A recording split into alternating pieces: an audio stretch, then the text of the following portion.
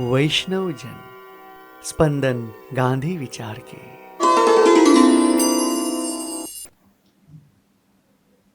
નમસ્કાર. વૈષ્ણવજન સ્પંદન ગાંધી વિચાર કે ગુજરાત વિદ્યાપીઠના આ પોડકાસ્ટમાં આપ સૌનું હાર્દિક સ્વાગત છે. આજે તમારી સાથે એક એવા દ્રશ્યની વાત કરવી છે કે જેમાં રિક્ષામાં એક બાળક જાય છે, નિશાળે જાય છે અને એની મમ્મી કે એના પપ્પા દરવાજે ઊભા રહે છે. રિક્ષા વળે ત્યાં સુધી એને જોયા કરે છે. પછી એ છોકરું થોડું મોટું થાય છે, સાયકલ ચલાવતું થાય છે અને નિશાળે જાય છે અને મા બાપને જરા ફડકો રહે છે કે પડશે કે નહીં, વાગશે કે નહીં. અને એ જ દીકરો કે દીકરી કોલેજ જાય છે, દૂરના બીજા કોઈ શહેરમાં જાય છે, ક્યાંક એને હોસ્ટેલમાં રહેવાનું થાય છે અને મા બાપને ઘર બેઠા ખૂબ ચિંતા રહે છે કે સાંજ પડે ને ફોન આવે ને હું જાણું મારા દીકરા ને દીકરી ઓકે છે કે નહીં, બધું ઠીક છે કે નહીં. મા બાપને આ ચિંતા શેની હોય છે? આપણે જાણીએ છીએ કે સ્કૂલોમાં અને કોલેજોમાં જ્યારે નવા વિદ્યાર્થીઓ આવે ત્યારે જે સિનિયર વિદ્યાર્થીઓ હોય છે એમને થોડીક મસ્તી કરવાનું મન થાય, થોડી ટીખળ કરવાનું મન થાય. પણ આ મસ્તી કે ટીખળ જે છે ને એ દરેક કિસ્સામાં સહજ કે સામાન્ય નથી હોતી. કેટલીક વાર એ ગંભીર સ્વરૂપ લઈ લે છે અને કેટલીક વાર એ જાન લેવા પણ સાબિત થાય છે. અને આજકાલ આપણે રેગિંગ તરીકે ઓળખીએ છીએ. આપણા દેશમાં રેગિંગ નામની પ્રથા નહોતી, આપણી સંસ્કૃતિમાં પણ આ વાત નહોતી. આ વસ્તુ આપણા દેશમાં એક જુદા વિશ્વમાંથી આવેલી છે. પણ રેગિંગ અંગેની વધારે વિગતો જાણવા માટે આજે આપણા સ્ટુડિયોમાં આપણી સાથે છે ગુજરાત વિદ્યાપીઠના એન્ટી રેગિંગ સેલના પ્રભારી ડૉક્ટર રુચિતાબેન શાહ. નમસ્તે રુચિતાબેન. નમસ્તે પુનિતાબેન. એન્ટી રેગિંગ સેલ આપણા દેશમાં શરૂ થયું અને દરેક શાળા અને કોલેજોમાં એન્ટી રેગિંગ માટેની આ કાર્યવાહી સારી રીતે ચાલે તે માટે અધ્યાપકોની નિમણૂક કરવામાં આવી, એ માટેની ટીમ બનાવવામાં આવી. પણ અત્યારે આપણે રુચિતાબેન પાસેથી સૌથી પહેલાં એ જાણીએ કે રેગિંગ એટલે શું. રુચિતાબેન, રેગિંગને આપણે કઈ રીતે સમજાવીશું? રેગિંગ એટલે જનરલી જ્યારે નવા વર્ષમાં વિદ્યાર્થીઓ પ્રવેશ લે છે ત્યારે જૂના વિદ્યાર્થીઓ તેમની સાથે મજાક મસ્તીના રૂપમાં ઘણી બધી એક્ટિવિટી કરાવતા હોય છે અને એ એક્ટિવિટી ઘણી વખત ગંભીર પરિણામો સુધી લઈ જતી હોય છે. આવી બધી પ્રથાઓને રેગિંગ કહેવામાં આવે છે. અને રેગિંગનો એક હિસ્ટોરિકલ પર્સપેક્ટિવ કોઈ હશે, એ પણ આપણે જાણવું જોઈએ કે આપણા દેશમાં કેવી રીતે આવ્યું આ કલ્ચર. રેગિંગ બીજા વર્લ્ડ વોર વખતે જ્યારે યંગ બાળકો સૈન્યમાં જોડાયા અને એ લોકોએ સૈન્યમાં જે કંઈ અનુભવ્યું, એમના સાથે જે કંઈ પણ વર્તણૂક થઈ, એ બધું લઈને એ લોકો પોતાના શહેરમાં, પોતાના ગામમાં જ્યારે પાછા ફર્યા અને ફરીથી એ લોકોએ અભ્યાસ શરૂ કર્યો ત્યારે શરૂ થયેલી પ્રથા છે. એ લોકોએ જ્યારે સિનિયર બન્યા ત્યારે એમના જુનિયર વિદ્યાર્થીઓ સાથે એ બધો જ વર્તાવ રિપીટ કર્યો અને આ રીતે રેગિંગનું દૂષણ શાળા અને કોલેજોમાં પ્રવેશ્યું. શરૂઆત કોલેજોથી થઈ અને જે શાળા સુધી પણ વિસ્તરી અને ધીરે ધીરે તે વખતે આપણે વર્લ્ડ વોરમાં જોડાયેલા ઇંગ્લેન્ડનો ભાગરૂપે જ આપણું દેશ હતો ત્યારે એ બધી પ્રથા ધીરે ધીરે આપણા ત્યાં પણ આવી અને એ આખા ભારતમાં પછી વિસ્તરી ધીરે ધીરે. તમે જે આ વાત કરી કે આ પરદેશથી આવેલી એક પ્રથા છે, પણ મુદ્દો આખો એ છે કે પોતાના જુનિયર વિદ્યાર્થીઓ પાસે પોતાનું કામ કરાવડાવવું, જેમ કે પોતાનો રૂમ સાફ કરાવવા, પોતાના બૂટને પોલિશ કરાવડાવી, કપડાં ધોવડાવવા, એનું જમવાનું લઈ લેવું, એના રૂપિયા પૈસા લઈ લેવા, આ એક જુદા પ્રકારની હિંસા તો કહી શકાય ને. આ હિંસા જ છે. હા, જે બાબતો જુનિયર વિદ્યાર્થીઓને નથી ગમતી અને તેમની પાસે જબરજસ્તી પૂર્વક કરાવવામાં આવે છે, એ બધી એક પ્રકારની હિંસા છે અને એને જ રેગિંગ અંદર આવરી લેવામાં આવી છે. આપણા દેશમાં આના માટેના ભૂતકાળમાં એક બે એવા કિસ્સા થઈ ગયા કે જેને કારણે ભારત સરકાર આ અંગે ગંભીર થઈ. એ પણ વાત આપ શ્રોતા મિત્રોને જણાવો. વર્ષ 2007-8માં દિલ્હીનો એક વિદ્યાર્થી અમન કાચુરુ, જેણે હિમાચલ પ્રદેશની એક મેડિકલ કોલેજમાં પ્રવેશ લીધો હતો અને તમને ખ્યાલ છે તેમ એન્જિનિયરિંગ અને મેડિકલ કોલેજમાં આ દૂષણ સૌથી વધારે વિસ્તરેલું છે અને દર વખતે થતું તેમ આ વખતે પણ અમન કાચુરુની બેચના બધા વિદ્યાર્થીઓ રેગિંગનો ભોગ બન્યા. પણ અમન કાચુરુ હતો થોડો સભાન વ્યક્તિત્વવાળો. એણે આ બાબતની વિરોધ કરવાનો ચાલુ કર્યો. એ વિરોધની કોઈ અસર ના થઈ. તેણે મેનેજમેન્ટને કાગળ પણ લખ્યા, પ્રોફેસરોને જાણ કરી, પણ પ્રોફેસરોએ એમ ધાર્યું કે આ તો બહુ સામાન્ય બાબત છે ને આ 1-2 દિવસમાં પતી જશે, એટલે એ લોકોએ કોઈ પગલાં લીધા નહીં. અને આ બાબતનો ખ્યાલ વિદ્યાર્થીઓને, જે રેગિંગ કરતા હતા સિનિયર વિદ્યાર્થીઓ, તેમને આવી ગયો. એ લોકોએ અમન કાચુરુ અને એના રૂમમેટ્સ, બીજા 2 રૂમમેટ્સ હતા, એમની સાથે વધારે ખરાબ વર્તાવ ચાલુ કર્યો. એમને મારવામાં આવે, પીટવામાં આવે એવું ચાલુ કર્યું. અને અમન કાચુરુએ પોતાના ઘરે માતા પિતાને પણ જાણ કરી અને એના માતા પિતા ત્યાં આગળ હિમાચલ પ્રદેશ સુધી આવવા નીકળી જ ગયા હતા. પણ એ પહેલાં જ જે દિવસે આ ઘટના બની તે દિવસે એને એટલો બધો સખત મારવામાં આવ્યો અને એનું માથું જોરથી દિવાલ સાથે પછાડવામાં આવ્યું અને એ બેભાન થઈ ગયો. અને એના રૂમમેટ્સે પછી ઓથોરિટીને જાણ કરી એટલે એને હોસ્પિટલાઇઝ કર્યો. એ લોકોએ પ્રયત્ન કર્યા છતાં અમન કાચુરુ બચી ના શક્યો. એટલે આ બહુ એક ગંભીર ઘટના થઈ. અને અમન કાચુરુના પિતા હતા તે પોતે એક લોયર હતા અને એમણે તરત જ આ બાબતે પોલીસ કેસ દર્જ કર્યો. જે 4 વિદ્યાર્થીઓએ આ બધું રેગિંગનો આગેવાની લીધેલી એ 4 વિદ્યાર્થીઓના નામ આપ્યા, એમની ધરપકડ કરવામાં આવી અને હાઈકોર્ટમાં કેસ ચાલ્યો. હાઈકોર્ટે આ બાબતની ગંભીર નોંધ લીધી અને 2009માં તાત્કાલિક જ એ લોકોએ આદેશ આપ્યો MHRD અને UGCને કે ક્યાંય પણ કોઈ પણ સંસ્થામાં રેગિંગ ના થવું જોઈએ અને રેગિંગ માટે અટકાવવા માટેના તાત્કાલિક પગલાં લેવા જોઈએ. એટલે 2009માં MHRD અને UGC દ્વારા એન્ટી રેગિંગ એક્ટ બનાવવામાં આવ્યો અને બધી સંસ્થાઓને આ બાબતની જાણ કરવામાં આવી અને દરેક સંસ્થાઓએ એન્ટી રેગિંગ સમિતિ સ્થાપી છે અને રેગિંગ ના થાય એ માટેના પગલાં લેવાય છે. ઋષિતાબેન, તમે બહુ સરસ વાત કરી. આ એક એવો કિસ્સો હતો કે જેનાથી આખા દેશમાં અંગે એક સભાનતા આવી અને પોતાના જુનિયર વિદ્યાર્થીઓને હેરાન નહીં કરવા એ અંગે કાળજી લેવામાં આવી. આપણને એ પણ જાણવું જરૂરી છે કે ભારત સરકારે આમાં કેવી રીતની ભૂમિકા ભજવી.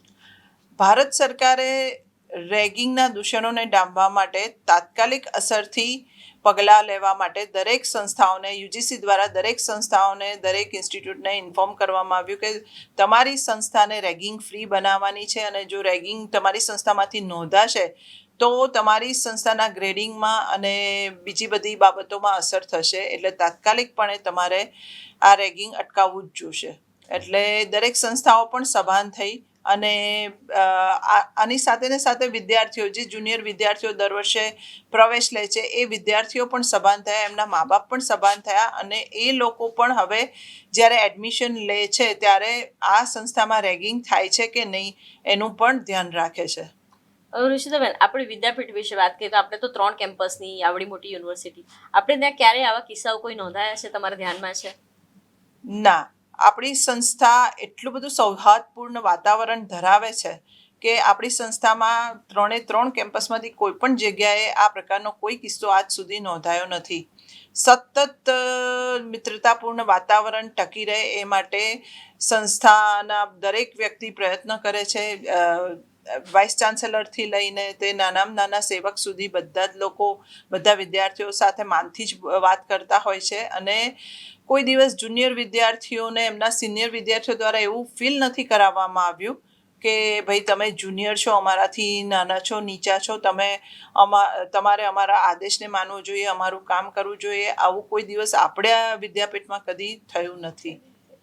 ઋષિતાબેન, તમે બહુ સરસ વાત કરી કે ગુજરાત વિદ્યાપીઠની આ પણ એક ઓળખ છે કે ગુજરાત વિદ્યાપીઠ એક રેગિંગ ફ્રી કેમ્પસ છે. પણ રુચિતાબેન, આપણે બધાને એ પણ જણાવીએ કે ગુજરાત વિદ્યાપીઠનું આ જે વિશિષ્ટ વાતાવરણ છે એ એકદમ અચાનક નથી. આ આપણી એક હેરિટેજ છે, આપણો એક વારસો છે કે ગુજરાત વિદ્યાપીઠે આજકાલની નહીં કે 2009 કે 10થી નહીં, વર્ષોથી આ જ પરંપરા પ્રમાણે કામ કરે છે. તો રુચિતાબેન, એ કહો કે કાયદા દ્વારા બીજી કઈ કઈ કાર્યવાહી થઈ શકે છે? જો કોઈની સાથે આવું થાય તો એને કેવી રીતે કામ કરવું જોઈએ? રેગિંગ જ્યારે કોઈ વિદ્યાર્થીનું થાય છે અને એ ફરિયાદ નોંધાવે છે તો સૌથી પહેલાં તો કેવા પ્રકારનું રેગિંગ છે એ આઈડેન્ટિફાઈ કરવામાં આવે છે. એમાં જે દોષિત વિદ્યાર્થીઓ છે એ લોકો સાથે કયા પ્રકારની કાર્યવાહી થાય એ એના આધારે નક્કી કરવામાં આવે છે. બહુ તકલીફવાળી કોઈ વાત નથી અને સામાન્ય રેગિંગ થયેલું છે તો એને નાની સી સજા આપવામાં આવે છે, જેમ કે એને આ વખતે પરીક્ષામાં ના બેસવા દઈએ, એનું એક ગ્રાન્ટ ના કરીએ, આવા પ્રકારની સજા થાય છે. પણ જો દૂષણ બહુ મોટું હોય અને જે વિદ્યાર્થી છે એને શારીરિક કે માનસિક ક્ષતિ પહોંચી શકી હોય તો એના જે પગલાં લેવાના છે એ થોડા તીવ્ર પગલાં લેવામાં આવે છે. એમાં એની એનો વર્ષ ગ્રાન્ટ ના થાય, એને ફી પાછી ના આપવામાં આવે, એનું એડમિશન કેન્સલ થાય અને એનું એડમિશન એ રીતના કેન્સલ કરવામાં આવે કે એને બીજે ક્યાંય અમુક વર્ષો સુધી એડમિશન ના મળી શકે અથવા તો આખી જિંદગી એને એડમિશન ના મળી શકે. આ પ્રકારના પગલાં પણ લેવામાં આવે છે. એટલે પેલું તમે જે કીધો તો ડોક્ટરનો કાચુનો, હા, તેમાં જે 4 વિદ્યાર્થીઓ દોષિત હતા એ 4 વિદ્યાર્થીઓને એડમિશન કેન્સલ કરવામાં આવ્યું હતું અને એમને 2 વર્ષની જેલની સજા કરવામાં આવી હતી અને એમનું એડમિશન એ રીતના કેન્સલ કરવામાં આવ્યું હતું કે હવે એ લોકો આગળ ક્યાંય અભ્યાસ નહીં કરી શકે, પૂરા ભારત વર્ષમાં ક્યાંય પણ અભ્યાસ ના કરી શકે તેવું થયું છે. એટલે મુદ્દો એ છે કે રેગિંગ ની જે સજા છે કે નાનકડી સજા નથી હોતી કે તમે રેગિંગ કર્યું અને નાનકડી સજા ભોગવીને તમે છૂટા થઈ જાઓ. તમે રેગિંગના કયા કયા પ્રકાર છે, કઈ કઈ વસ્તુ એ રેગિંગમાં ગણી શકાય? રેગિંગ સાવ સામાન્ય બાબતથી બહુ ગંભીર બાબત સુધીના પ્રકારો હોઈ શકે છે. જેમ કે કોઈ વિદ્યાર્થી, સિનિયર વિદ્યાર્થી છે તે એના જુનિયરને એમ કહી શકે કે તારે અમે આવીએ એટલે ઊભા થઈ જવાનું, તમારે લોકોએ અમને સલામ આપવાની, અમને બેસવા માટે જગ્યા કરવાની, તમારો નાસ્તો અમને આપી દેવાનો, અમારી જર્નલ તમારે લખી આપવાની, તારું કામ નહીં કરવાનું, પહેલાં અમારું કામ કરવાનું. આ રીતનું રેગિંગ પણ હોઈ શકે છે. અને થોડું વધારે પણ, જેમ કે વિદ્યાર્થીને શરમ આવે એવી પરિસ્થિતિમાં એને મૂકવામાં આવે, એના કપડાં ઉતારવાના કે એને ના ગમે એવું વર્તન કરવામાં, નૃત્ય કરવાનું, ગીત ગાવાનું, જાહેરમાં કશું કામ કરવાનું, આવા બધા એની સામે શરતો મૂકવામાં આવે. અને એનાથી પણ વધારે એની સાથે મારામારી કરવામાં આવે, એને બહુ જ હિંસા, હા, એની સાથે બહુ જ હિંસા વર્તવામાં આવે. અમુક એવી ટિપ્પણી કરવામાં આવે કે એ વિદ્યાર્થી માનસિક રીતના ડિસ્ટર્બ થઈ જાય. એટલે આવા પ્રકારના પણ રેગિંગ થતા હોય છે. રુચિતાબેન, આ તમે જે કીધું પણ આપણા કેમ્પસમાં તો નથી જ થતું, પણ બીજા કોઈ કેમ્પસમાં પણ ના થાય એના માટે આપણે વિદ્યાર્થીઓ અને શિક્ષકોએ શું કાળજી રાખવી જોઈએ? જ્યારે પણ નવા વિદ્યાર્થીઓ નવા વર્ષમાં પ્રવેશે છે ત્યારે જે સિનિયર વિદ્યાર્થીઓ છે અને નવા આવેલા વિદ્યાર્થીઓ, એમની વચ્ચે એક મિત્રતાભર્યું વાતાવરણ થાય એનો પ્રયત્ન આપણે સતત કરવો પડે છે. એ લોકોને એકબીજા સાથે હળવા મળવા દેવા પડે છે.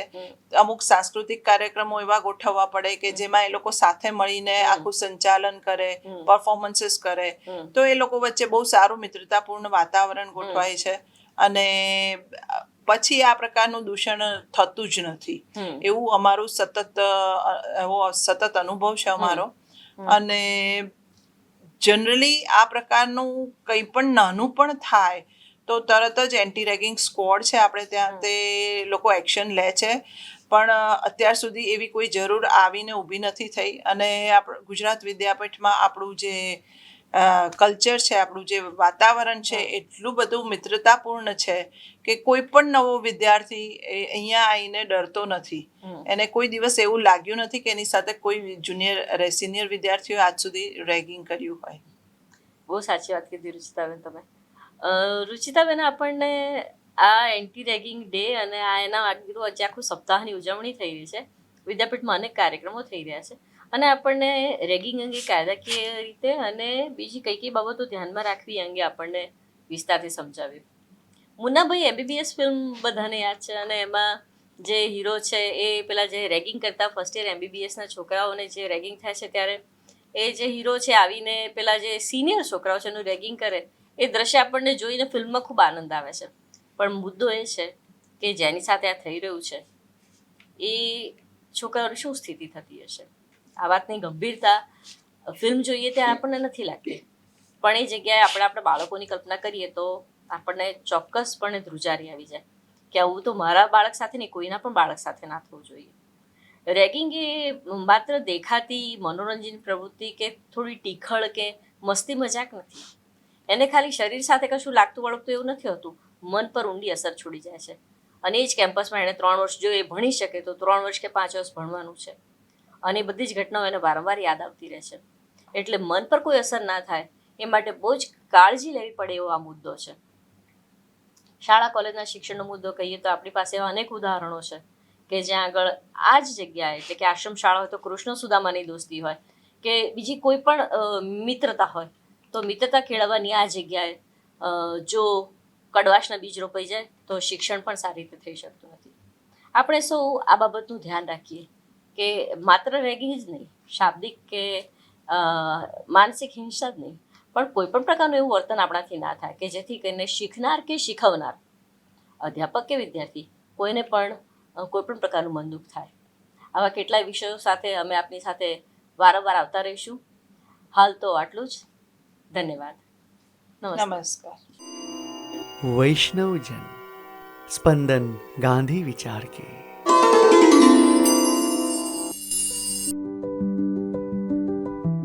ગુજરાત વિદ્યાપીઠનું વૈષ્ણવજન સ્પંદન ગાંધી વિચારના પોડકાસ્ટ વિવિધ ક્ષેત્રના તજજ્ઞો સાથે સાર્થક સંવાદ કરે છે.